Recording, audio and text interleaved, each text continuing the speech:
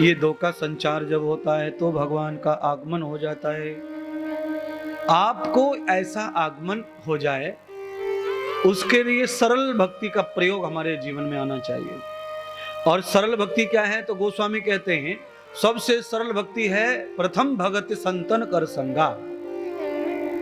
संतों की संगति से आदमी बहुत लंबे फायदे को प्राप्त हो जाता है। संत के संग रहने से महेंद्र जी बहुत ज्यादा राम नाम नहीं जपना पड़ता, बहुत गुरु नाम नहीं जपना पड़ता। किसी संत का सहारा मिल जाए, संत की संगति मिल जाए तो बहुत नाम जपने की आवश्यकता नहीं पड़ती थी। संत के संग से ही आदमी मुक्त हो जाता है, तर जाता है। हाँ, कैसे हो जाता, तर जाता, कैसे बताओ? जैसे बैंगन के साथ में डंठल की कीमत हो जाती है, जैसे लौकी के साथ में डंठल की कीमत हो जाती है, बिल्कुल वैसे ही एक संत के साथ में दुष्ट निकम्मे प्राणी की भी कीमत हो जाती है। नृत्वम न वेद संतः। गटर का पानी महंगा हो जाता है गंगा में मिलकर, नाले के पानी को भी लोग गंगा समझकर बोतल में भर के कावड़ बनाकर कंधे पे चढ़ाकर भोलेनाथ पे चढ़ाने लंबी दूरी पैदल ले जाते हैं। और वैसे गटर की क्या कीमत है सब जानते? ना ही तो हम गटर में नहाएंगे न पिएंगे, और हाथ भी लग गया गटर के पानी से तो डिटॉल से धोएंगे, और वो गटर का पानी गंगा में बह रहा है, सभी लोग उस पानी को गंगा समझकर घर ला रहे हैं और भोले बाबा पे चढ़ा रहे महाराज।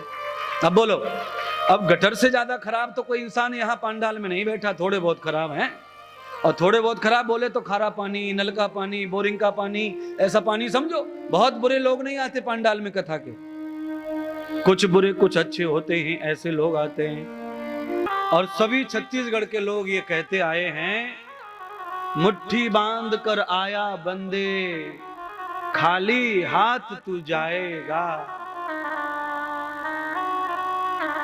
कर्मों का फल लेके आया था और कर्मों का ही फल लेके जाएगा। संगति का कितना बड़ा प्रभाव है। संगति के कारण आज भगवान के एक नाम की वजह से दुर्जन का कल्याण हो गया, भगवान का धाम मिल गया।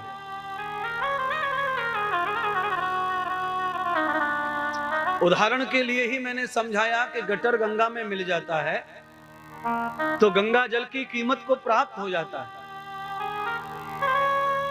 बड़े बड़े दुर्जन, बड़े बड़े दुष्ट महात्मा संतों की सत्संग की संगति में आकर के दिव्य हो गए, महात्मा बन गए, साधु बन गए, संत फकीर बन गए, और समाज में बड़ा नाम है। आज उनकी पूजा हो रही है महाराज। इसलिए भगवान करे आपको इतनी बुद्धि तो पैदा हो जाए कि कम से कम साधु की संगति करने का अवसर मिले, सत्संग में जाने का मौका मिले। अगर इतना लाभ हमारे जीवन को प्राप्त होता है तो निश्चित भागवत हमारे जीवन में कल्याण के लिए आई है।